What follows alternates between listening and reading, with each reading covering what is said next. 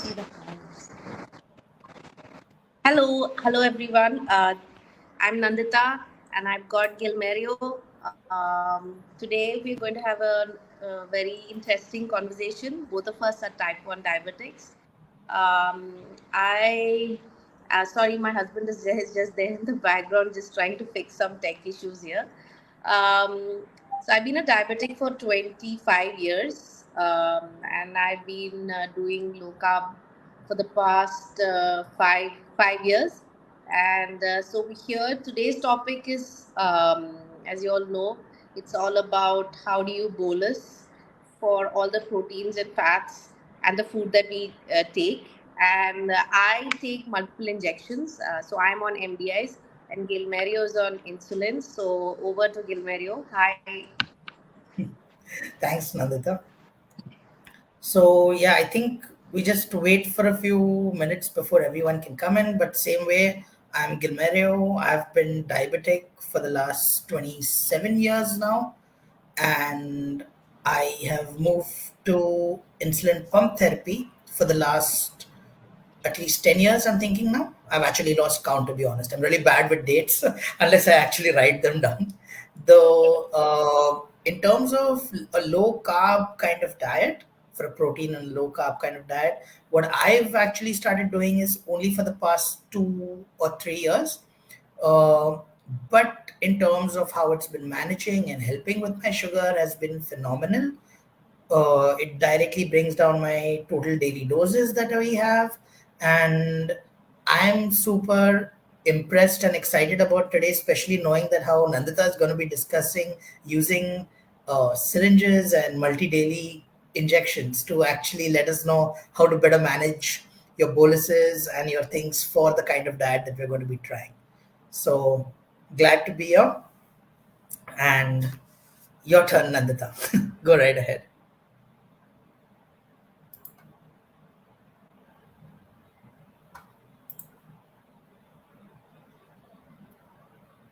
Your voice is muted, Nandita. I can't hear you.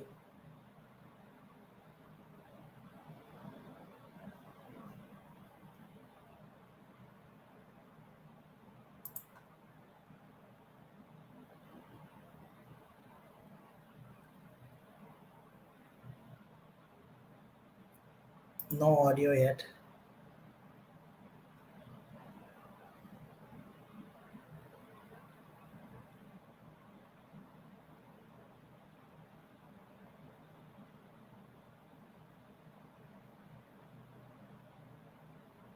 No audio yet.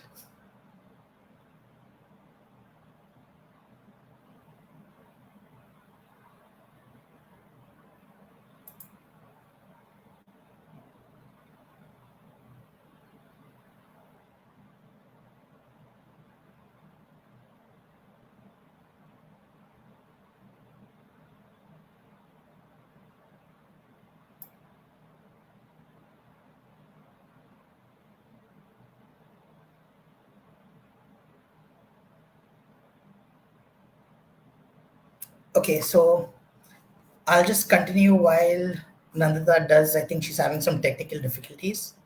So what I'll do is, um, okay, I think Napur has a suggestion while we're fixing the. Uh, hey Gilmerio, can you hear me now? Yes, we can now. Yes. Okay, okay. Sorry everyone. There was a tech issue at my side. I first struggled with the net issue. I think we'll give it another minute or so. So I think what we were saying is that every Sunday, Blue Circle Diabetes Foundation has these amazing webinars on all things related to diabetes.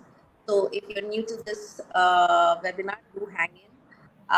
We have a host. We've got a lot of information that comes in, and a lot of it comes. A lot of the information that comes in is through our own experiences as type 1 diabetics. So you can probably see how it works for you.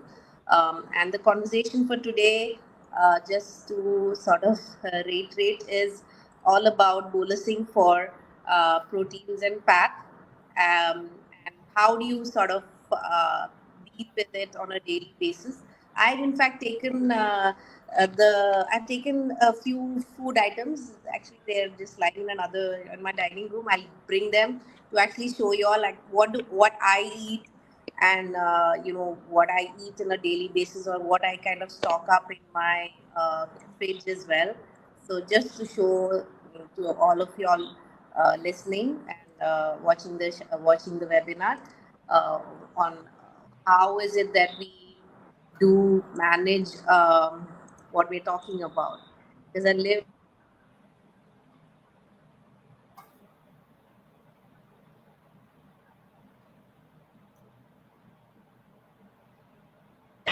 Okay. Okay, can we start, Gilmerio? I think it's Yeah, I 5:15. think, yeah, we've been here. We can start. Sounds good.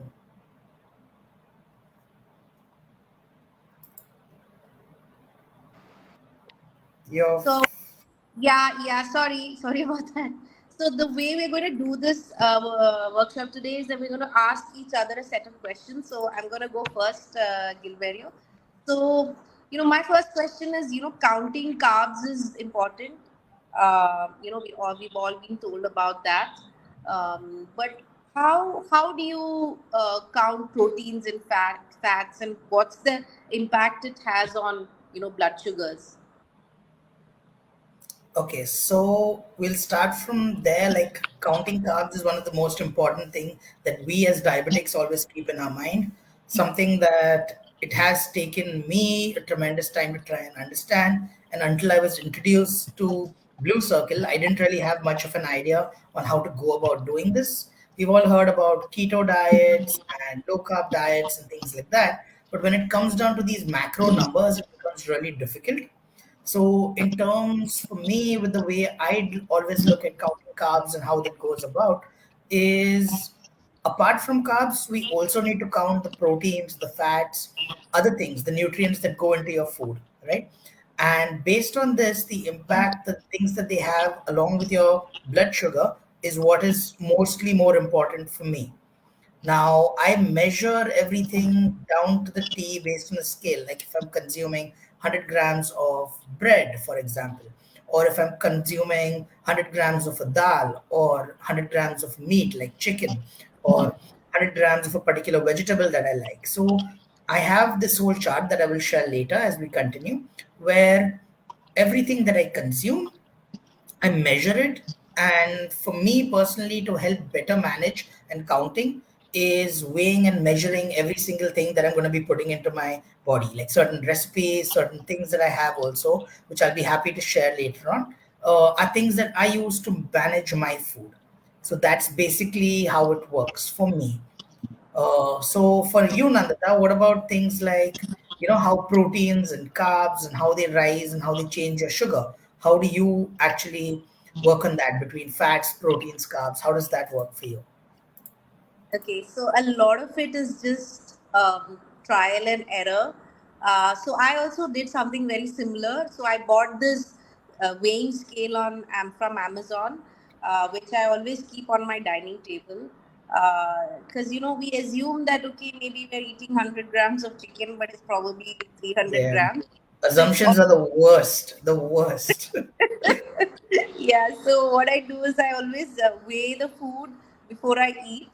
But now, I mean, I probably did it for the first 4, 5 or 6 months, because I did not know how, like, okay, the doctor says, or you get an idea that okay, you're supposed to eat a particular amount, but unless and until you don't weigh it and you don't visually see how much does 100 grams of chicken or 100 grams of or any protein or any sort of vegetable look like physically, it's a bit difficult, and sometimes you'll be quite amazed that thinking that 100 grams was probably only this much, but it's quite a bit.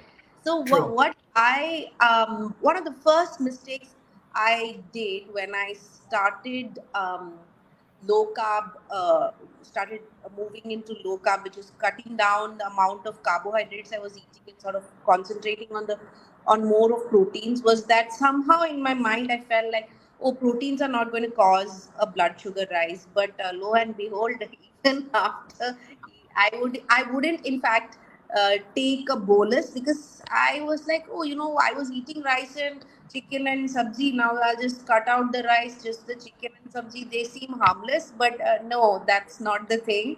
It proteins also cause a rise. But the thing is, unlike say a rice in if you eat say a bowl of roti, a bowl of rice, or like two rotis, where the blood sugars just kind of go like this and then sort of crash after you have insulin.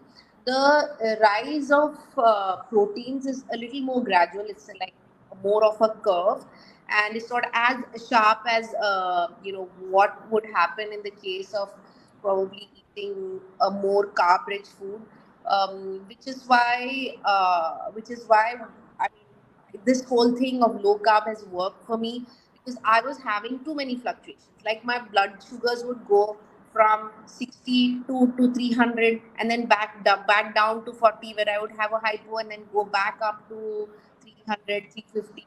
So there's just a lot of fluctuation that was happening, which was affecting my health in general. After sort of gradually cutting down the carbohydrates and focusing more on protein, and also understanding that how do you need to dose for proteins, and like when you need to dose for it. So, for instance, before I used to take Novo Rapid, which is the instant, which is the most rapid acting insulin. Now I've moved into Act Rapid, actually inspired by Nopur, because I actually physically saw her taking the shot 15-20 minutes before the meal, and it kind of coincides with the slow peak of proteins. So you're able to sort of manage the blood sugars and those peaks that keep happening. I'm sure all of us, whoever is listening, and I'm sure you guys are all sort of agreeing to this horrible fluctuations of these horrible roller coasters we have, and we're sort of struggling and wondering, oh, should I cut down the amount of food that I'm eating? But honestly, we're all human beings. I think we all deserve to eat good amount of food. And as Indeed. diabetics, we are always told, oh, come khana khao or eat less. No, it's not about eating less. It's about eating the right type of food. And for Indeed. me, proteins have worked. And the fact that I believe that proteins don't need insulin is wrong. Everything needs insulin. I have read this book by Dr. Bernstein, who says that even if you eat sand, your blood sugars will rise. You need to dose for it. So, yeah, but the good thing is the spike in proteins is not as sharp as that of carbs, and also for fats. Like for instance, if you are having anything like for all those who are the vegetarians, like for instance, if you're having paneer curry with some amount of ghee in it, or some amount of fat that is there in the food, the peak of the fat happens a little much later than that for protein. So protein, the spike would probably happen in 2 to 4 hours, but like the spike of fats happen a little lesser than what it happens for proteins. But the point is not that we eat a lot of fat, or we have to eat fat. Whatever fat comes with the protein, you sort of eat it. So for instance, I'm a non-vegetarian. So, for instance, if I'm eating mutton, whatever the fat is there in the mutton, I eat it. I don't sort of avoid it. But it does affect the blood sugars, and I kind of dose according to the amount of food that I'm eating. Okay. Gilmerio, do keep a check on any of the questions that are coming through. My Sure. next question to you is, different. So, like, how do we measure the quantity of food? I think I was just telling you that as diabetics, we are always told eat less. So, Eat less. Yeah. how do you deal with that? How do you deal with that? Yeah, so along the same lines, like, the most important thing, like you said, what from the book that you read about Dr. Bernstein, the same thing. All foods will raise your BG differently. Now, Surprisingly, what I've also noticed is different foods react differently to different people. So sometimes it's possible that if I'm eating a particular vegetable or a particular kind of way, based on the preparation, based on the way I do it, it would change the way it would take up the sugar for me as much as it would for you. So every single ingredient that goes into the dishes you make always has that effect. The most important thing that I have learned, because I love to cook. I mean, I'm a fan. I enjoy looking at new recipes, things, and something that I've learned is how to substitute what I'm already using. So let's say if I'm asked to probably use a particular carb that I don't want to in a particular meal, I would just replace that with something that's either does not contain carbs or has less carbohydrates or something along those lines. But for me, key is always the most important thing to do is actually to measure the food that we're eating. Now, I actually have like a chart that I follow. I call it my cheat sheet technically. It has a list of a lot of the foods that I consume often. Again, I'm a non-vegetarian, just like you, Nandita, and I prefer non-veg over veg.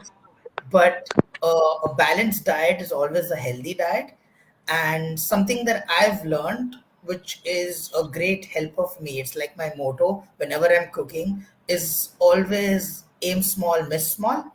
So if I'm aiming for foods that have a lower glycemic index or a lower carb content, the chances of my sugar rising, spiking tremendously are definitely not going to be much lesser than me actually consuming a whole plate or a bowl of rice at one go. Take your food, divide it into parts, equally set it up.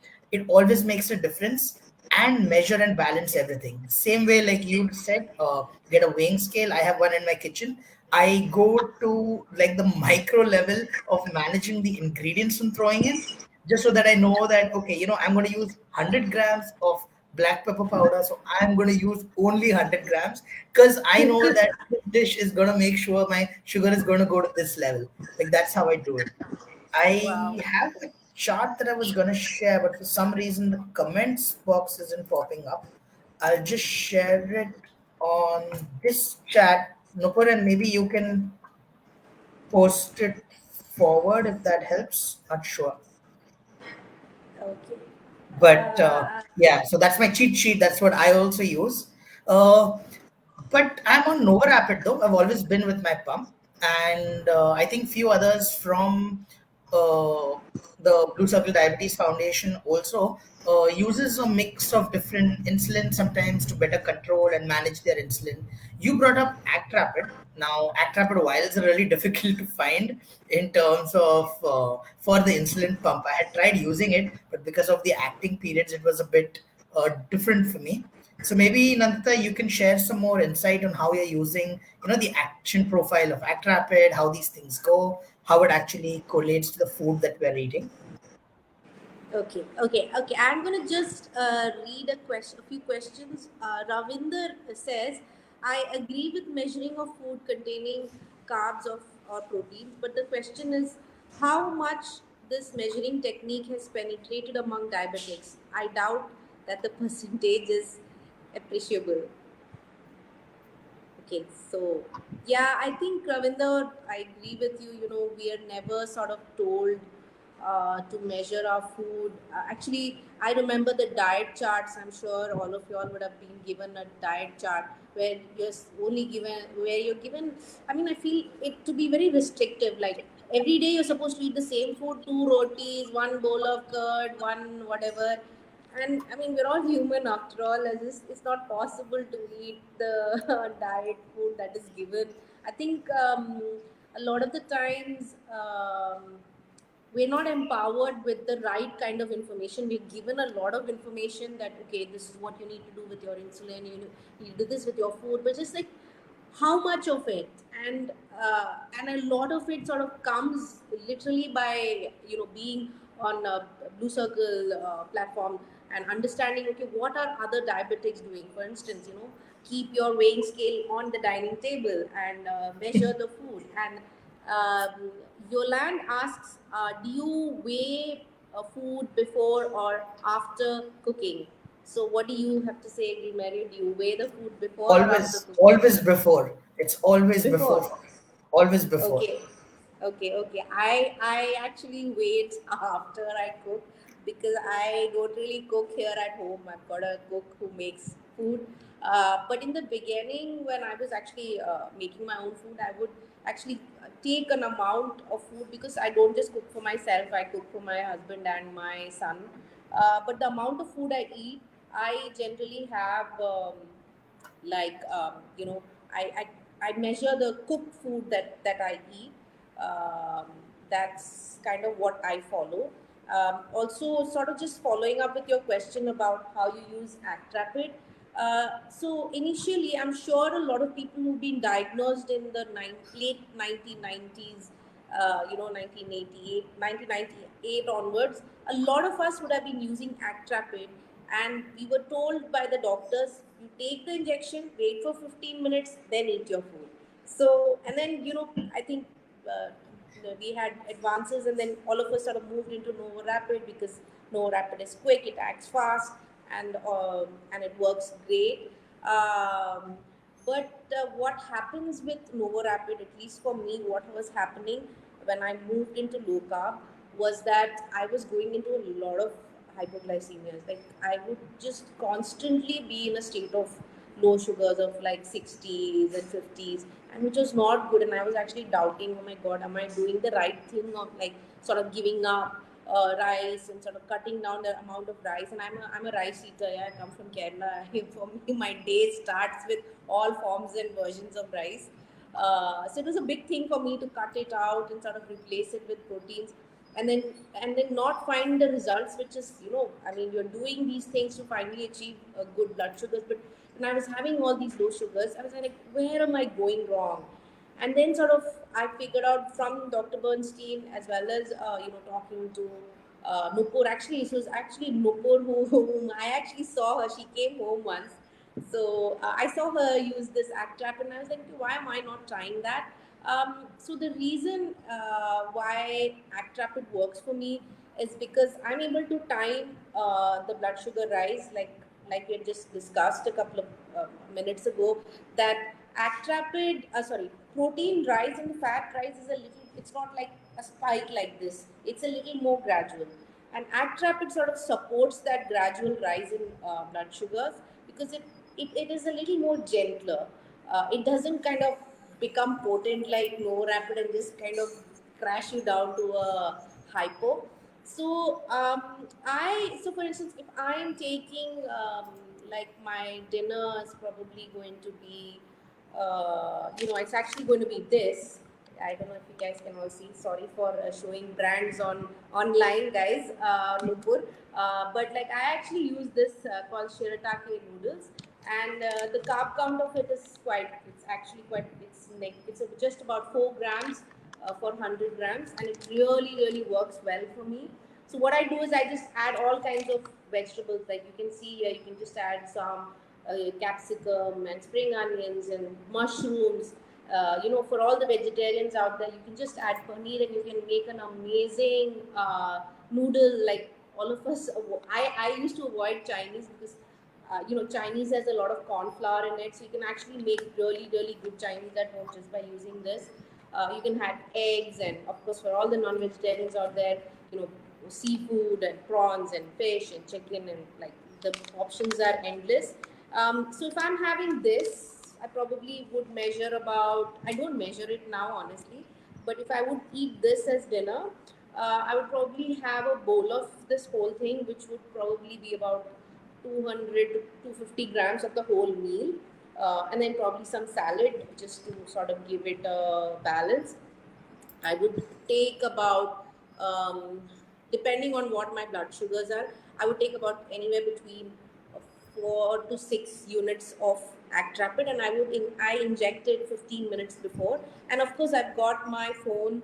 I use a Libre, so I see exactly when the spike is happening, whether it's too, what do you call it, sharp, or it's been gradual, and somehow I know that after 15 minutes, Act Rapid will start to set in, and and it somehow matches, and I'm able to sort of match that. The spike, I'm able to avoid the spike. That is why I use Actrapid, and I use Novorapid. It's not like I don't use it. As all people who are on insulin would know that fluctuations and roller coasters are part of our life, and no matter True. what you do, there will be some crazy days. So sometimes when the blood sugars go crazy, then I take a correction using Novorapid, because that's So fast basically, acting. Nandita, what you're saying is you're using ActRapid to kind of balance the food that you already know how much it's going to increase, and you're using NovaRapid as a corrective measure to everything that you have, right? I Yes, think yes. basically Divya's question also falls along those lines of what she's asking is where she's not clear about how much carbs are present in each kind of a dish that you eat. So to answer your question, Divya, the most important thing, like me and like my wife is not a diabetic, but she loves sweets and modak and rice and things like these. So there are moments when I'm tempted as well. When I'm actually cooking or making stuff, I will always cook a little bit of this. In those cases, what I've learned is the best way to actually understand how much of grams of carbs are there is I eat a small portion. That's why even I started with measuring the actual dose, measuring the actual portion. So if I'm eating, let's say, 100 grams of rice, I need to know 100 grams of rice contain how many carbs. Now, the same way how Nandita was talking about it, like when you're cooking your own food, it's a lot easier. But something else that we need to also keep in mind is repetition of your food. Because let's say I like samosas from this samosa wala who stays opposite my lane. For example, just an example. So I'm going to go buy one samosa, eat it, and keep monitoring that spike and that rise. Now, I love samosas too. My wife, even more so, but I do too. So I would check in 2 hours how much my sugar is going to rise by. So that the next time that I would be interested in maybe wanting to have a samosa, I know that, okay, if I'm going to eat one samosa, I need 3 units of insulin. That is going to help control and balance how much it's going to be. And like Nandita mentioned as well, the roller coaster does, of course, continue. But that's my answer to your question, Divya. So, how do you know about these foods? It is all a trial and error. I think all of us being diabetics are used to it now. We need to keep trying, experimenting, seeing what works for us, seeing how we go about, how we go through it. So, yeah, those are the most important things in terms of measuring. Okay. I think we've got some other doubts as well. Samihan asks, question to both. If someone is on a low to moderate carb plus moderate protein and a moderate fat diet, do you think Act Rapid or regular insulin is the best option? Because we are basically trying to time the insulin peak and the peak spike of our food. You're actually right, Samihan. Like I said, if you if you're on a moderate carb food, and your focus is mostly on proteins and fats, I mean more on proteins, Actrapid definitely works, because it's not as potent as Novorapid. So if your the spike is this, the insulin also sort of is gradual and kind of covers it much better. Um, True. okay, Gilmerio, Divya had a question. We measure rice day. Oh, sorry, I think you did ask. Did you ask the Yeah, question I or you answered posed it? Divya's Yeah. Okay. questions actually of the Okay. Okay. I ingredients and think how to she's calculate them. Yeah, yeah, yeah. I think Ravinder again has a point, saying I'm of the opinion that every diabetic person consults endocrinologist or diabetologist along with nutritionist, nutrition. but no one educates about the weighing the food material. They just give the diet chart. Any clarification as to why masses are not educated about consumption of carbs for maintaining blood sugar levels? Actually, I'll Gilmerio, you answer want to this ask? one. So, Ravinder, the thing is that I think it's more of from one end, it's a personal experience thing that how we go through life, how we're learning, what it is, and the willingness and the openness to learn. But in terms of doctors around the world and educated people who are there, like consultants, like countries. Like I know this personally because one of my brother's friends is in Singapore, and their children in school are taught that carbs are bad. They know that eating carbs unnecessarily just increases your sugar, and overdose of rice, overdose of these things. So this is how the progress of the education system works. And to us also, I always believe this, like if you need something to change, you have to be the change. So for us to try and figure out why we don't know, why they're not educating us, I'm sorry, I don't think I have a valid or a sensible answer for that. But how we can fix this problem, definitely. Now the next time that you'd meet somebody, you can always tell them that, measuring your food, calculating how much you eat, how much insulin corresponds to how much I'm eating, that would make a big difference. Yeah, absolutely. Really, the power is in us to make a change, as Gilmerio has said. Moving on, Gilmerio. So you are on the pump, right? So Yes. how do you kind of manage? How do you dose when you are on? You said that you're eating low carb. How do you dose for it? Because I only know the injection side of it. Okay, so with the pump, right, currently I'm on the Medtronic 780G. It's a pretty advanced pump, but I think you can dose with any pump using the logic that I'm currently following. Like I shared the chart earlier, uh, understanding that this is the amount of carbs or proteins or fats that's going into my body, measuring the dish. Every single dish or recipe that I create has a fixed measure. The reason, even the water, I actually have a measuring cup that I measure that, okay, I'm going to put 600 ml of water into this so that I know as it's cooked, boil for 10 minutes. Like I go with things down to the T. That's how I function, of course, and it has been working for me. So I know that it's going to rise my sugar to that level, to that extent.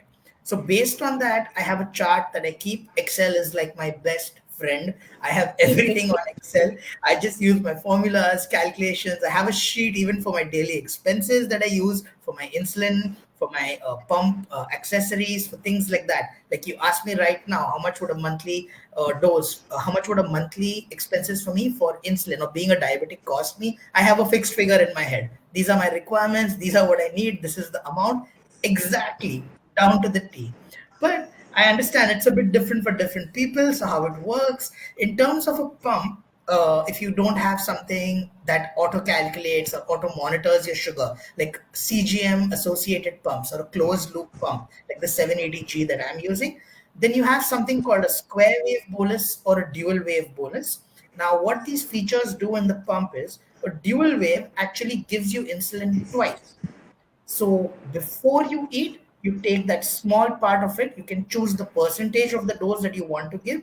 And when you reach after a particular time, it automatically gives you the second part of that dose. So it's two doses in equal parts. A square wave, what it does is it calculates exactly how your sugar is going to rise, and it tells you, okay, now I need 30% of the dose, then I need 40% of the dose, and then I'm going to take the last 20% of the dose or 30% of the dose. So it manages that equally and says over a square feature, it actually goes through different parts. And when your sugar is rising, like Nandita had mentioned earlier, now you add fats. If you want to have something which is high in carb, you add fat so that your sugar spikes at a later stage, because maybe immediately you don't need your sugar to go up or it is too high. So using these kind of methodologies and using an insulin pump, for me it has been a real lifesaver, because it actually helps take care of all the foods that I love to eat, all the things that I like to, and understanding how the system works for you. Like it's a system, right, guys? At the end of the day, if you can't make the system work for you, what's the point of having the system? So that's Yeah. how I use my pump actually. Absolutely. So Divya had a very interesting comment. She says, "What some modak, samosa, bhaji foods that don't come out of a packet. I think it was referring to the samosa example. Unless we make it at home and measure the raw ingredients, we can't calculate the carbs. Okay, I can give you a small trick around this. So when you I know that a lot of us, probably are working or who don't have probably going outside to eat, how do you kind of do? You just take your phone out, just put Google nutritional value of modak, and it will give you. There are also apps. I think one of the apps that I used to use is MyFitnessPal. But like if I'm in any doubt and I'm not able to sort of understand, okay, what are the ingredients, you can just Google the questions, just say nutritional value of whatever food you're going to eat, and Google will definitely give you a thing about, what is the carb count, what is the protein count. So if you are caught off guard and you want to eat that samosa, please do check the value, or you want to make the samosa at home. I would highly recommend, do not use the atta or the maida, use almond flour, because I use that True. at home, and the samosas come out really really well. In fact, you can bake them as well. They are very nice, or you can also sort of deep fry them. They come out pretty well.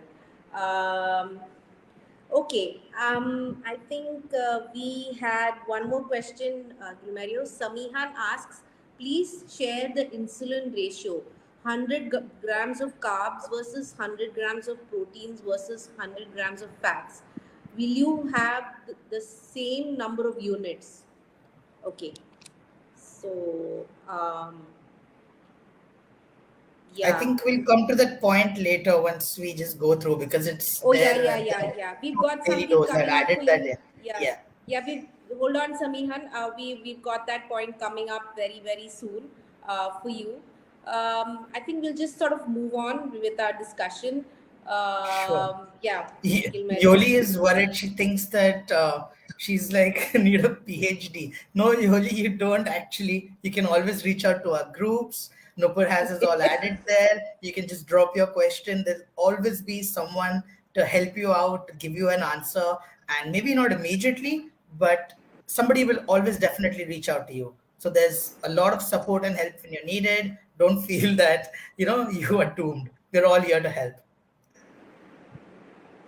Okay, okay, all right. I think let's move on, Gilmerio. We'll go on to Yeah. our So discussion. I'll just cover something on repetition of meals. So basically, like I was mentioning, when you're cooking your own food, or even to answer a few of the questions that I saw earlier with regards to when it's outside food. Now, like I mentioned, the best way you can go through it is trial and error.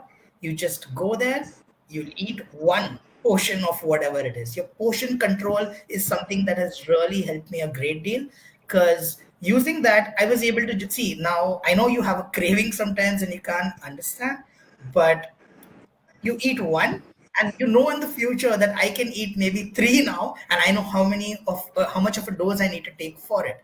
So same way with your meals that you're cooking, right? You write down your recipes. This is what I do. I have like a WhatsApp group that I've saved my recipes, and I just share it with my wife and me, and anytime we experiment and try something different, we're just super excited to do it because I know that this dish, if I prepare it this way, I know it's going to have these many carbs and this is how my sugar is going to rise, what I can do for it. But another thing that's more important is you need to keep testing your sugars often. So having a CGM if possible, that's a great way to go about. If not, I think Nupur had recommended this to me one of these meetings when we were talking about it. At least 5 to 6 times a day is the minimum amount. If you don't have a CGM, that you need to keep monitoring your sugar. You check it when you're fasting in the morning when you get up. You check it 2 hours after your first meal. You'll check it before your lunch. You'll check it after your lunch. You'll check it just before bed. You'll check it 3 a.m. sugars, what we also measure. So the more number of times that you check your sugar, it's always going to be beneficial for you because then you know in your head. Now, see, we are so far ahead that we know what we can do is we just write it down on WhatsApp. WhatsApp has started this new thing where you can create a self group where you just send reminders to yourself. It's so simple. I think everyone uses WhatsApp. You can use your notepad on your laptop or your computer. Just make these notes that, okay, I ate this today, 2 portions of this. It increased my sugar to so much. This is my correction. This is the dose I took. And I got it back to the desired level that I need. Like anything close to 100, is what you're aiming for always. You get your HbA1c down below 7, nothing like it. Of course, the lower it goes, the better for you. But as long as it is below that, it just keeps your overall health at a great level. So yeah, always testing your sugar is something that's very, very important that you need to keep in mind. Yeah, absolutely. I think the CGM has really changed lives for all of us. But like True. what Gilmerio says, if you do not have a Libre or a CGM, please keep checking your blood sugars, because then, I mean, while we are giving our points across, it's really on the basis of a lot of testing and a lot of experimentation that we've done. There's no hard and fast rule as to only this will happen. You have to take this many amount of insulin for this type of food, because everybody's body is different. Everyone reacts to a particular food in a different way. Um, so I just had to show a few other things as well, which I have.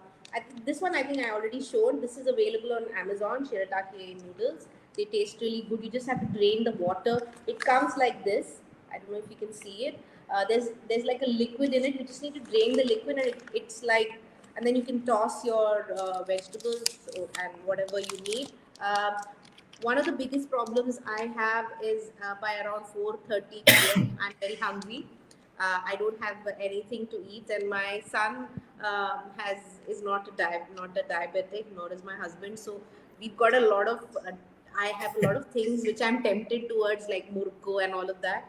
So what I do is I keep a snack or a shelf in the fridge just for myself. So there's this entire shelf which nobody in the house touches. It's just for me, which has all these low carb snacks. For instance, the easiest thing is to have some cheese slices. So even if you're going out, instead of just grabbing perhaps a samosa or something like that, a cheese slice, or even perhaps cheese cubes. All of us, I'm sure you guys all have them. And nowadays there are a lot of low carb chocolates available online. They're quite good. This is something that I have with me and not, but like there are so many options today, unlike say 2 3 years ago, where there were just you just had to make everything from scratch. But nowadays there are a lot of things. I'll also show you. I always keep. I like all of us. We're finally. I mean, we're told that sweets are not allowed for us, and we've got Diwali coming up. We've got this whole festive season coming up, and I'm sure you guys are all dreading, like, how do I say no to that kaju katli, or how do I say no to the gulab jamun or the rasgulla? What do I do? Well, there's an option. You can pretty much make any Indian sweet. uh, you can replace the sugar with, say, sweeteners that are good for your blood sugars. So, for instance, even I love kaju katli. So, whenever Diwali season comes, like I know that now the Shera will come, and then soon Diwali is going to come up. So, I always keep kaju katli, low carb kaju katli. So, you can always Google or just YouTube these videos that are available. So, Wow. please make Low a carb kaju katri sounds so good. Like my it is gosh, it is it is better so than, so I think good. it's better than sugar wala thing, because it's just cashews. You've got ghee, and then you just need to add them, and then, like, it looks amazing. It's I think we all deserve to have some. I think we all deserve to be part of the festival. And we can't be like, oh, nee, we can't eat this. But you make it your own. You want to go to somebody's house, take your stuff and go. I always do that. I'm very in the beginning I used to be very like, oh no, I shouldn't take my own things and go. But now I'm very unapologetic about it. I think everyone, we all deserve Indeed. some happiness, and we should Indeed. definitely make our own sweets if they are not available in the market. Exactly. uh, I yeah, I am I think am the that. master of my fate and I am the captain of my soul. Yeah, So absolutely. I think that's the attitude to have when we're sort of following low carb when the very whole true. world is not. So I think Yeah. it's So important. I in think we terms deserve that. in lines of this also, Nandita, like I'd like to call out like a big shout out to Nupur and Snehal especially because there was this workshop, not a workshop, I think it was a workshop we had once, and until then I was just I was not very comfortable with checking my blood sugar in public places or things like that.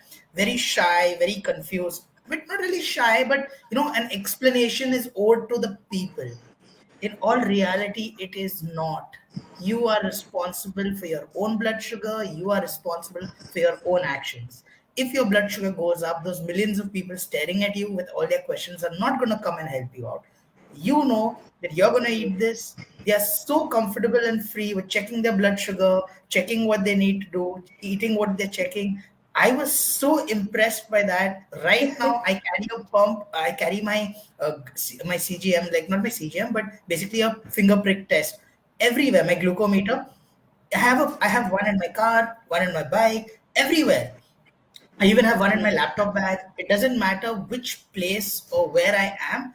I just go, click on it, check my sugar, and I'm like, yeah. And I would like if people stare weirdly, I'd just be like, do you know where a dustbin is? Because I need to throw this out somewhere. And the reaction has changed so much because I was always of this thought process that, oh my God, what would they react? What would I say? You don't have to apologize for being yourself. Never, Yeah, never ever. yeah, absolutely, absolutely. Like I used to always go to the find bathrooms to go and take my injections, but now I do it wherever I am, and I'm Exactly. like, this is part of my life. I can't be hiding it, and if someone has a problem, I mean, I don't know. Nobody's had a problem. A lot of people look at me like, what am I Yeah. doing? But I think it's just more of curiosity. Nobody's come and said that, oh, why are you doing this? I think we put a lot of pressure on ourselves. I think we shouldn't do that. Okay, somebody had a doubt with Rimi has a doubt. Low carb with potatoes. I wouldn't recommend to have potatoes in the samosa. What I said was in the samosa, instead of using maida or atta or wheat, is to use almond flour. And in stuffing, instead of potatoes, you can probably use like say paneer or some vegetables like Mixed capri, vegetables, meat. mixed veg, Yeah. yeah, or even like keema meat works quite well. Potatoes, for me personally, they are like they really spike me quite a bit. I think we're coming to the close of the workshop for today. So my Okay. question is, Gilmerio, how much protein do I need to eat? Because that's a golden question. We're talking about a lot of numbers. Like, what is the amount that we should be eating? Yeah. So basically, I think this was some Shehan's question as well, right? For the same reason about Yeah. how much is how much. So basically, ideally for anybody, we're looking at an average of close to 2,200 calories a day is what anybody on any given time should be eating.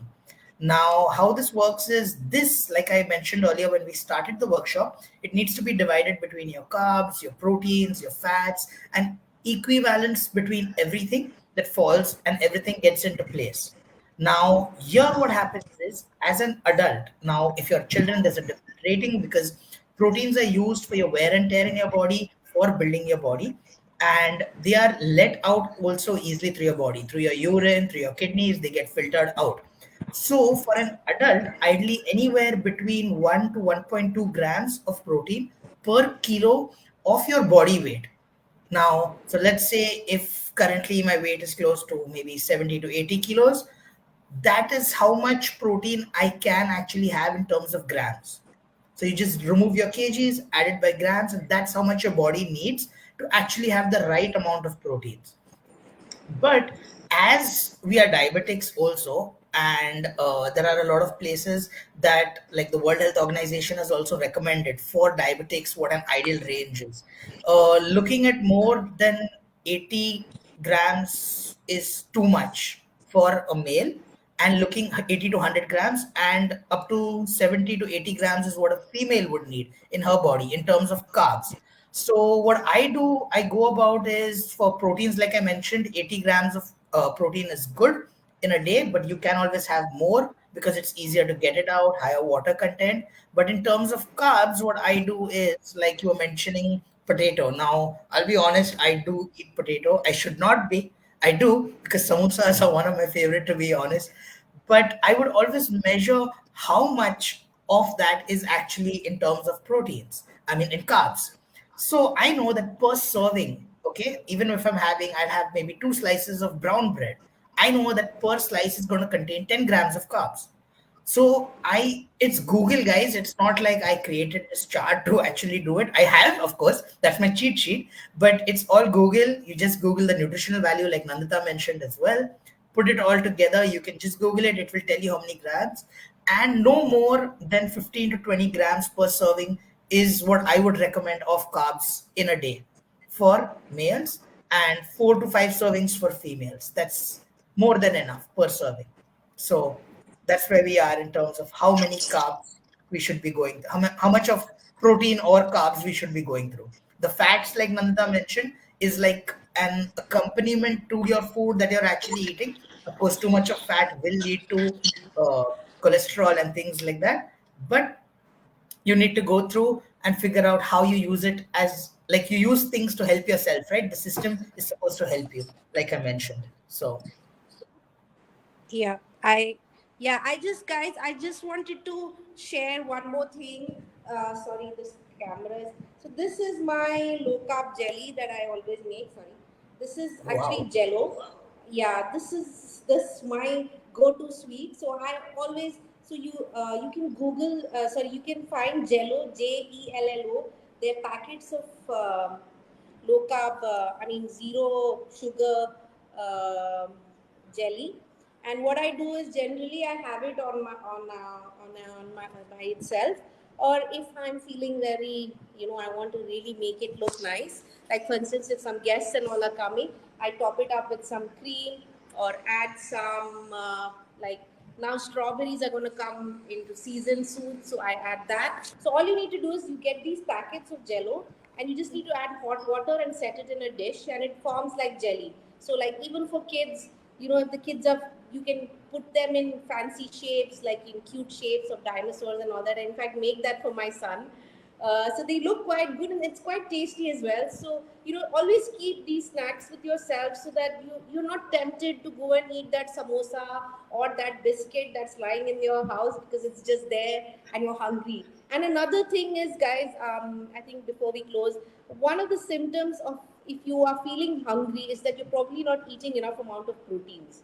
Like I know for a fact that if I don't eat the right amount of proteins for my lunch by around 3 or 4 o'clock, I'm ravenous and I'm hungry and I'm cranky and I'm just sort of raiding the fridge and I'm looking for things. So I know that I've not had enough amount of proteins. So if you guys are thinking about transitioning into low carb or are on a moderate carb and are sort of trying to up the amount of proteins, please eat the correct amount of proteins, just like what Gilmerio said, the calculations. I think we will put that across on the Facebook group and on all the platforms of Blue Circle Diabetes Foundation, so you know exactly what we were talking about. But if you're feeling hungry, it's a symptom, it's an absolute symptom that you're not eating enough amount of proteins. Okay, I Yeah. think time is up, Gilverio. It was really, I mean, like, I can't believe that we sort of Yeah, I feel covered. like we could go on for a while, We but could go yeah, on. time is up.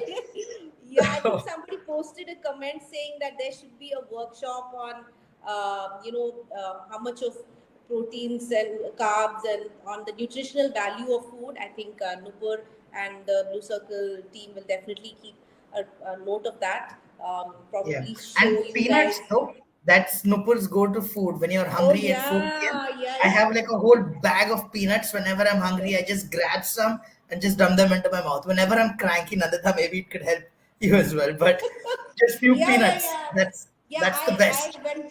I had this whole, peanut face, and I got realized, I was like, I was having too much of peanuts. So what I do is I have make this chart where I put peanuts, cashews, almonds, all sunflower seeds, and then I add curry patta, curry leaves, and then I kind of just toast them, and I keep a snack, like it's almost like a mixture.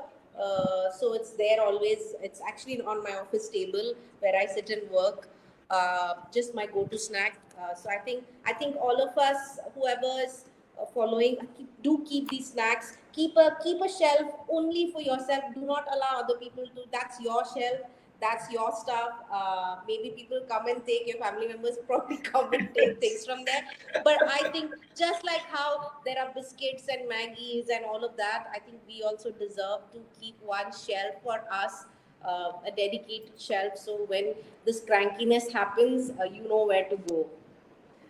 Indeed. I Yeah, I think we're done for today. I Yeah, think I'm we gonna are. say bye to everyone. Thanks Thank you. everyone for joining. Yeah. It was a real pleasure being here and hosting. Thanks Nupur. Thanks the entire gang for Blue Circle Diabetes Foundation for having us here. Thanks Nandita. It was really, really nice being here. And thanks to Same everyone for here. joining. Yes, please do join in for all the other workshops, exciting workshops that happen at 5 o'clock every Sunday.